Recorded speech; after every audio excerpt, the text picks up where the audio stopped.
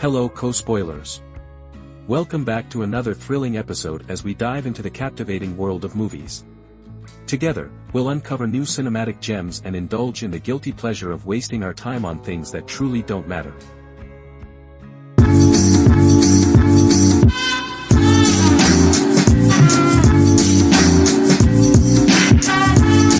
So this will be different from our other movie recaps, as this is not a recap but a movie review, and our video is cut out from the movie bits by bits.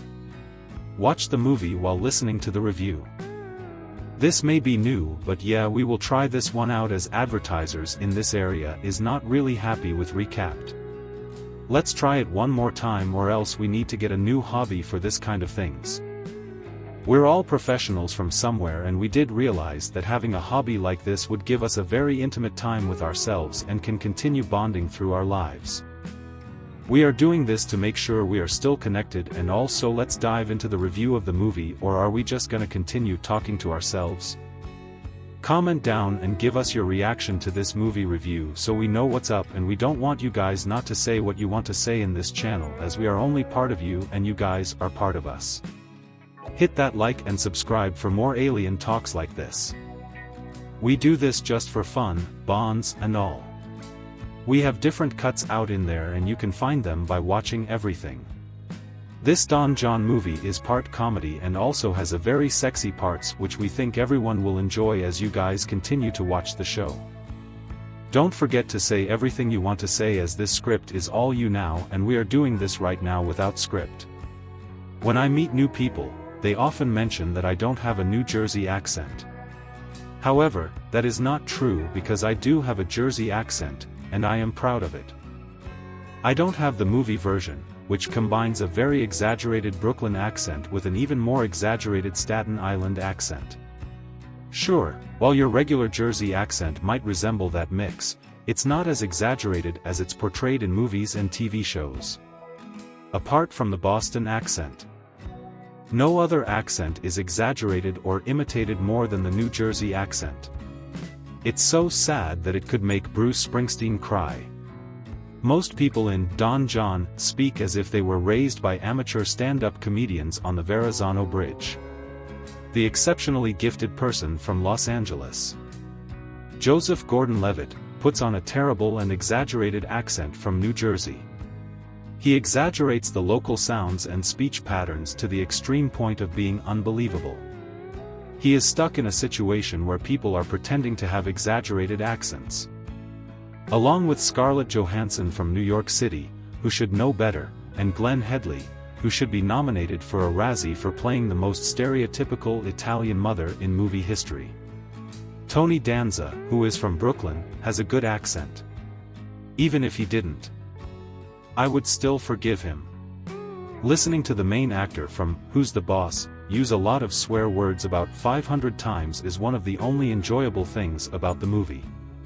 During the Sundance days, when the movie Don Jon had a different and longer title, Don Jon's Addiction, and was rated NC-17, people generally agreed that Joseph Gordon-Levitt's first film as a director was a more enjoyable version of Shame. Shame was a movie about being addicted to something. But Don Jon focuses on the negative impacts of adult films. Now, Don Jon is showing in theaters. It used to have a longer title and some explicit content, but now it's been changed. It's coming out after another movie about people addicted to something called Thank You for Sharing. The movie Shame also had a character with a similar problem, but we couldn't really connect with him because the movie kept him distant from us. The movie Don Jon wants you to like its controversial, sexist main character, and is willing to include every traditional masculine stereotype to achieve that. Gordon-Levitt stars as John, a strong weightlifter with great skills in bed. His friends nickname him the Don because of his impressive sexual technique. John, with his two friends by his side, goes to the nightclub every week. His friends are very energetic and excited, like playful puppies, when they are together. John and his crew talk about and rate the many women they stare at, but their conversation is not smart or exciting. John goes home with a lot of attractive women because he made the movie, while his friends look uninterested and distant as he leaves. Later on, they use him like a big version of a magazine called Penthouse Forum. They really like his stories and drool over them, instead of trying to have adult thing themselves. The movie Don Jon shows many scenes at clubs as quick videos. When you see the same montage being shown over and over again, but with different women, you begin to question what was removed from the movie since it was shown at Sundance. Another group of pictures could give us the answer. Jon is addicted to watching adult films, or porn as they call it here. Every time Jon plays with himself, a sequence of explicit images quickly appear on the screen. I think these pictures were most likely more explicit in the earlier version of the festival. What we have now is a disappointing collection of almost adult-rated scenes that even a channel like Skinemax would not approve of. Don Jon explains why Jon is addicted to adult films. And this is where the movie starts to show a lot of sexism. Instead of just saying that addicts prefer fantasy over reality, Jon has to say that all real women mainly desire the simplest and most basic normal position called the missionary position. Based on how successful he is, it's hard to believe that none of the attractive women he pursued were interested in anything adventurous or unusual. He says that he can't get as absorbed in other things, like he does when watching adult films. Once the blame is put on his conquests, Don Jon brings in 4 women. 3 of them are annoying and stereotypical characters, including a nagging and manipulative girlfriend, a controlling mother, and a quiet observer. Scarlett Johansson is the girlfriend in the movie. She gets very upset when she finds out about Jon's hobby. However, she is portrayed as a difficult, demanding, and arrogant person, which makes it look like she is treated unfairly. In simple words, Don Jon is critical of Scarlett Johansson for urging Jon to take evening classes to improve his job prospects. Their final scene together unnecessarily tries to manipulate the audience into feeling sorry for Jon. This comic character had potential, flaws and all, but the script didn't give ScarJo enough to work with. Jon's mother, Hedley, is only worried about her son not being able to find a woman who can have children for her. When she believes he has discovered her, Hedley acts excessively and goes insane.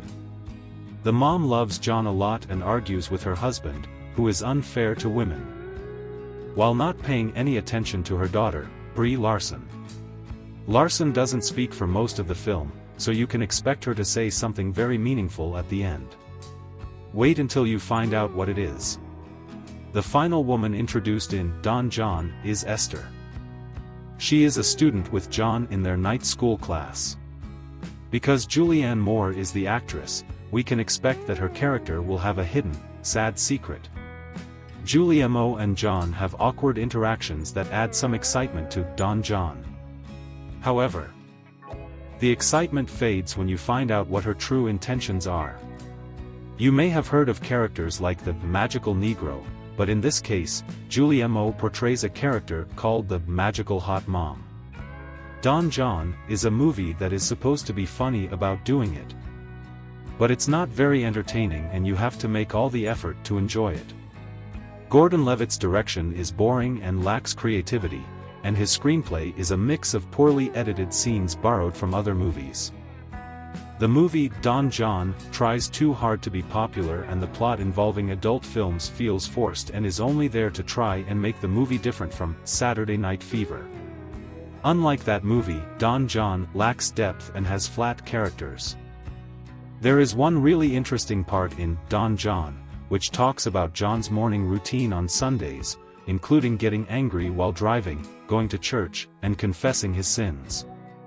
Jon shouts and drives recklessly. This is not just a stereotype, it's true, on his way to church. Then admits his wrongdoings.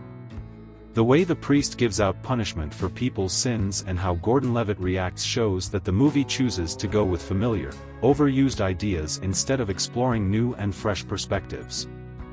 Do you remember when I mentioned that clichés can be good if they are used effectively? Well, this is an example of not using them effectively. We hope you did what you had to do in order for you guys to see this in the end. We have different genres coming up, and by that we can finally say that this is getting huge, and we're trying to make this longer, as this can be a bond, as we've told you before, and we plans to continue this till we die or something, you know. Just like what you can bring to your grave kind of thing, and this will be part of it. We thinks no one is watching right now, so this will be just us talking to ourselves.